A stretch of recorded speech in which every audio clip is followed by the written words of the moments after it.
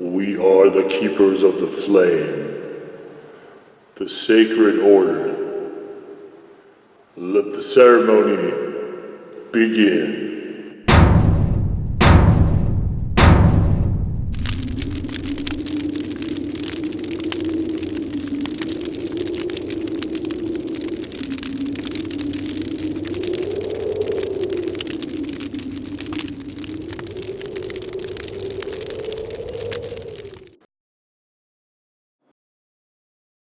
And today, faithful acolytes, we take a look at this. So, some of you may have seen the first Samyang video, maybe the first two Samyang videos, wherein I got the idea for some hot noodles from watching a channel called Emmy Made in Japan, who is making some of the wildest and most fantastical content, I think, on YouTube. And so, she's a bit of a heat freak herself. So I was looking through, as I usually kind of check in every once in a while, I'll go through things, and I saw she did a recipe for fire cider and making your own hot sauce. Making your own hot sauce is something I don't know that this series will ever get into, but the fire cider idea that was also in the same video is of interest to me. And she used a cider, apple cider vinegar. Now, long-time readers of the blog will know that I don't like foot vinegar, and what that is like to me. It smells like feet. So I've just got apple cider, and I've got it warmed because in the colder months, even keepers of flame sometimes need a nice hot drink to warm them up. And what better way of doing that than in making fire cider? So I've got a few different variations of making fire cider. Now, the traditional recipe for fire cider involves whiskey and ginger and a little bit of garlic and lemons and stuff like that, which we're not going to be doing right now. We're doing an attempt to make a fire cider that is actually fiery. So this is maybe even more of an experiment. We're going to start off first with this. Now this is the Mother Lode Rocky Mountain hot sauce. There is reviews for all of this. By the time you're watching it, there may be video support for all of this. There isn't as I film this, but it should be forthcoming. So what we're going to do is we have the same amount in all of these, and we are going to use the same amount of hot sauce, which will be, let's see,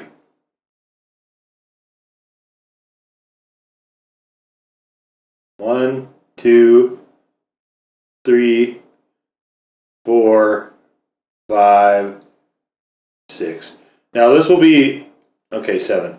So this will be somewhat of a challenge when we get to some of the hotter ones because they're a bit chunky. So I'll have to just kind of try to gauge those. So Rocky Mountain hot sauce stirred in to apple cider, nice warmed apple cider.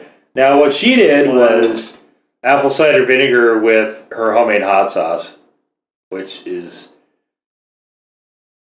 a lot of things that I don't think I would ever want to drink. But here we go. Not really any change at all, actually. This just tastes like cider. Interesting. Getting a little bit of the residue of the hot sauce, but nothing crazy.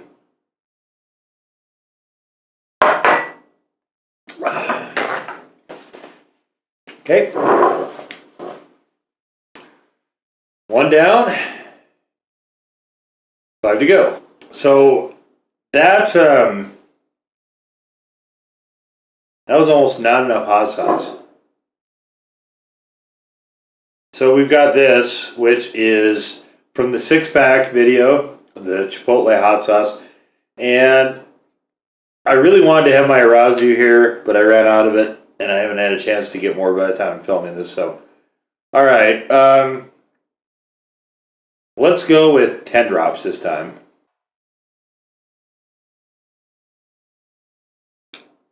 Okay, there we are. 10 drops. And we'll, it's clouding up a little bit here. Let's see what we got.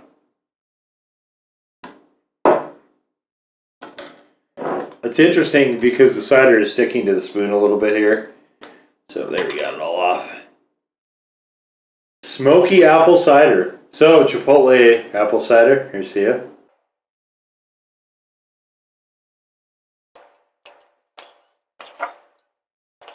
Okay, we'll be done with that. No. You have to pick a pretty good tasting sauce. That, I think, is really what's going to be critical here. So, now I have one of my all-time best tasting sauces. The death sauce next. And as you guys can see, I'm trying to go upwards in terms of heat. So we got the Ghost Rider, Kajan's Dread Sauce, and Hellfire First Blood on the way. Oh, let's stir it. Let's shake this a little bit more. Okay. Here we go. Now with chunks in it, I don't know how well we're going to be able to do one drop, so we'll see. The Chipotle just made everything bitter. I think that was the... Oh boy, these are big drops. Okay. Alright, 8, 9, and 10. Okay. I feel like a mad scientist.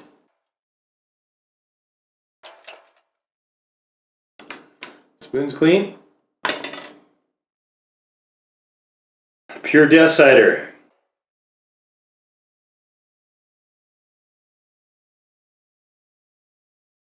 Yes. I mean, hot sauce and drinks seems kind of weird. But there's a lot of alcoholic drinks like Bloody Marys and stuff that will utilize that. Generally it's Tabasco, which is basically putting vinegar in your drink. But so my theory, if you're using a good flavored sauce, such as Pure Death, that's a way better approach. So that was actually pretty good. The chunks don't suspend real well, though. All right. This was pretty good. I enjoyed that one. That was not bad at all. Right. So now here's an interesting one because Pure Death is really good when it can stand on its own by itself. And we're going to see what happens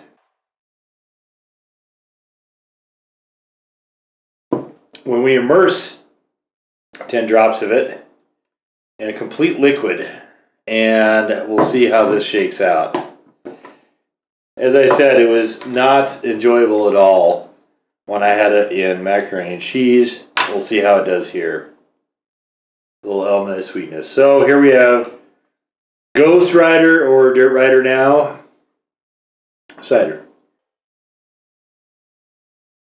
Oh, whoa. Wow, that's really good. So far we've had two of them that have been really good. These two are... But this one is really good. This one is actually better.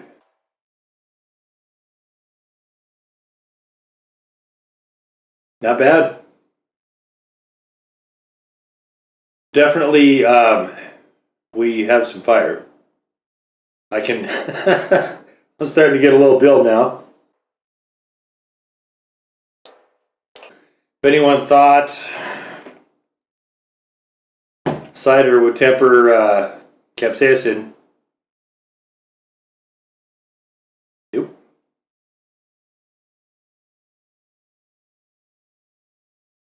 Ah. So it might make sense to actually strain this prior to drinking it. So now we've got the Dread Sauce. Dread Sauce is a Caribbean. And so this is going to be, I think, really interesting to me because there's so many different components that go in this.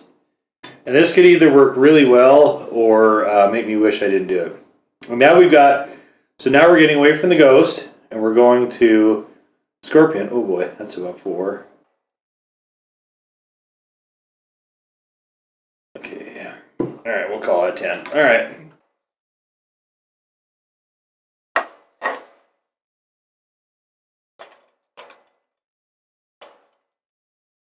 Well, it definitely didn't change the color. Here we are.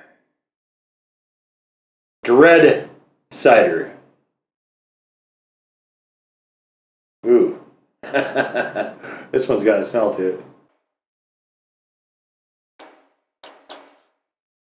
Ooh. This one's a lot milder. It tastes more like cider. But you can definitely feel those scorpions kicking. Yep. Whew. That's good. You get a taste of cider with just a little bit of a backburn from the dread sauce. That's nice. That's really nice.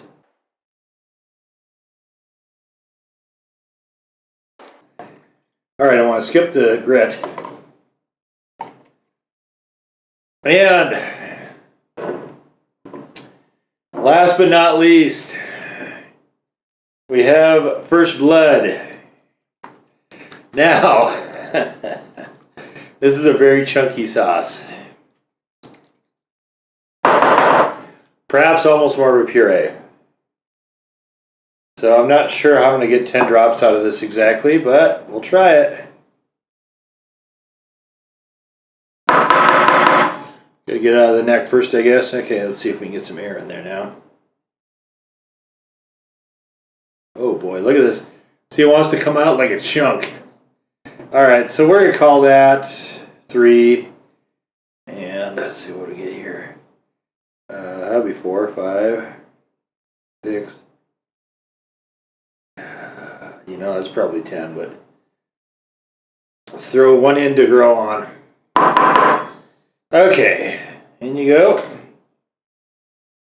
So far we're 3 out of 5, we're good. And it was these right here. So now coincidentally they're some of the best tasting and they're also some of the hottest. Coincidentally, maybe not coincidentally. Don't know.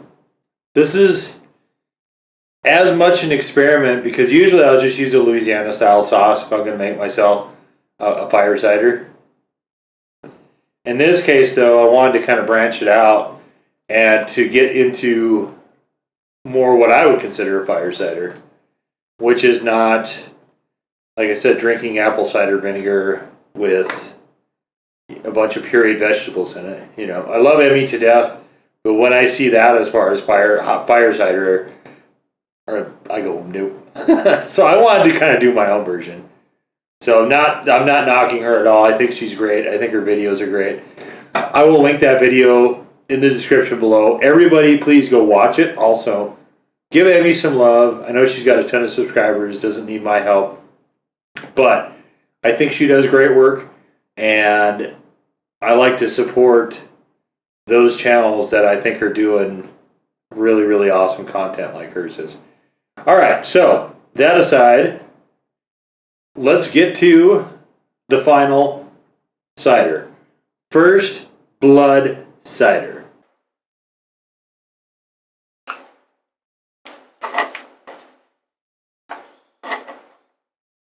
This has everything in it.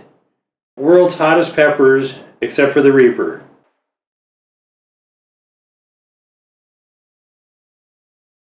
Quite nice. Quite. It has got a punch though. It blends together well, but is very punchy. So, you can make your own fire cider. $2 at the grocery store. I use these plastic cups because they had a fill line, so I could get all the amounts the same. Use whatever. I'd encourage you to be careful what you're using though, so sometimes you can get hot sauce stuck in things. So be careful what you're using.